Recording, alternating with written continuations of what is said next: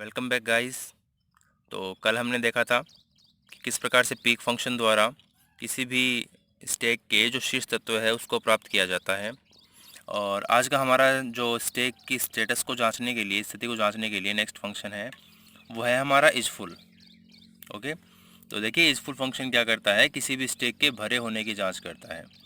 क्योंकि अगर हमें स्टैक में कुछ जोड़ना हो तो जोड़ने से पहले ये देखना आवश्यक है कि कहीं स्टैक भरी हुई तो नहीं है, क्योंकि जब उसमें रिक्त स्थान ही नहीं होगा तो हम उसमें कुछ नया नहीं जोड़ पाएंगे।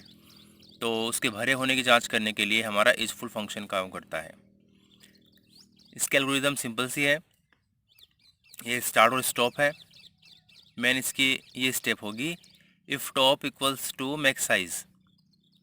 जो इजफुल फंक्शन है वो इसी एल्गोरिदम के अनुसार कार्य करता है। ये चेक करता है कि top equals to max size, कि शीर्ष तत्व जो है क्या वह मैक्स साइज के बराबर है। अर्थात मैक्स साइज यहाँ पर किसको माना गया है, जो तत्व होते हैं कुल उनकी संख्या को। जैसे अगर हमारे तत्व 5 हैं,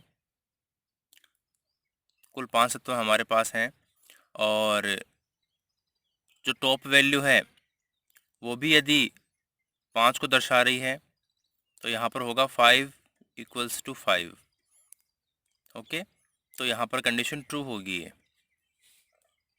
कंडीशन ट्रू होने का मतलब है कि स्टैक भरी हुई है।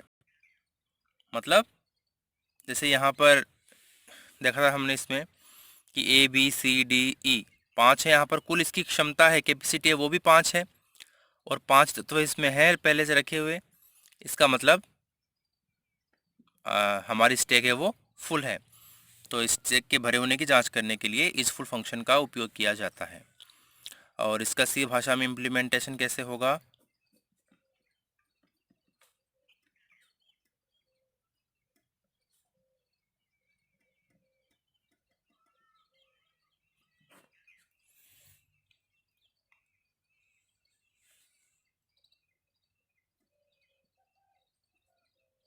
देखिए यहाँ पर जो फंक्शन बनेगा उसका रिटर्न टाइप रखा जाएगा बूलियन। क्योंकि जो बूलियन डेटा टाइप होता है उसकी जो आंसर आते हैं या फिर उसकी जो कंडीशन है वो ट्रू और फॉल्स में होती है। बूल इज फुल, ये फंक्शन है, एक टाइप होता है यहाँ पर बुल इसका, क्योंकि इसका जो भी आंसर आएगा वो ट्रू या फॉल्स में आएगा। ओके, बुल इज फुल, इसमें चेक करेंगे हम, इफ टॉप इक्वल्स टू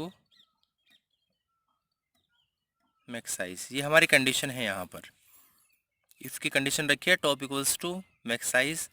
अगर टॉप की वैल्यू मैक्स साइज के बराबर होती है तो रिटर्न करते हैं ट्रू। ओके, कंडीशन ट्रू होने पर रिटर्न ट्रू होगा, और एल्स रिटर्न फॉल्स। ओके, दो है यहाँ पर। ये जो पार्ट है ये कंडीशन ट्रू होने पर काम करेगा, ये जो भाग है कंडीशन के फॉल्स होने पर काम करेगा। तो यदि हमारा जो टॉप वैल्यू है वो मैक्स साइज के इक्वल मिलती है तो हमारी कंडीशन ट्रू होगी, और एल्स फॉल्स होगी। नेक्स्ट जो हमारा स्टैक की जांच करने के लिए फंक्शन आता है वो आता है हमारा इज एम्प्टी। ओके, जैसे इस फुल भरे होने की जांच करता है, इज एम्प्टी फंक्शन स्टैक के खाली होने की जांच करता है। और ये कब देखा जाता है, मान लीजिए आप स्टैक में से तत्व को हटा रहे हैं, तो हटाने से पहले हम चेक करते हैं कि स्टैक खाली तो नहीं है, क्योंकि हटाने के लिए स्टैक में तत्व का होना भी ज़रूरी है। तो कम से कम एक तत्व स्टैक में होगा तभी तो हटेगा। तो स्टैक के खाली होने की जांच करने के लिए इज एम्प्टी फंक्शन का उपयोग किया जाता है। इसके एल्गोरिदम हम लिखेंगे,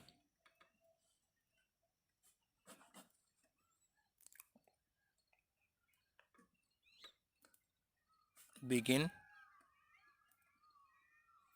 प्रोसीजर इज एम्प्टी। और इसमें किस तरह से चेक करेगा ये, if top less than 1। If top less than 1 it means top value है वो एक से भी कम। इट मीन्स एक से कम क्या होता है, ज़ीरो, कि कुछ भी नहीं है। तो टॉप यदि ज़ीरो होगा, टॉप में कुछ भी नहीं होगा, इसका मतलब है हमारी जो स्टैक है वो खाली है। तो यदि ऐसा होता है तो return true, else return false. And procedure okay.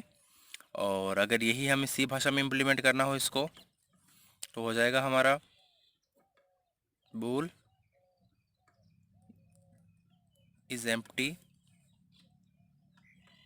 If top less than 1, return true, else return false.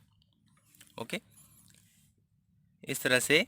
और इस एम्प्टी फंक्शन के द्वारा हम स्टैक के खाली होने की जांच करेंगे।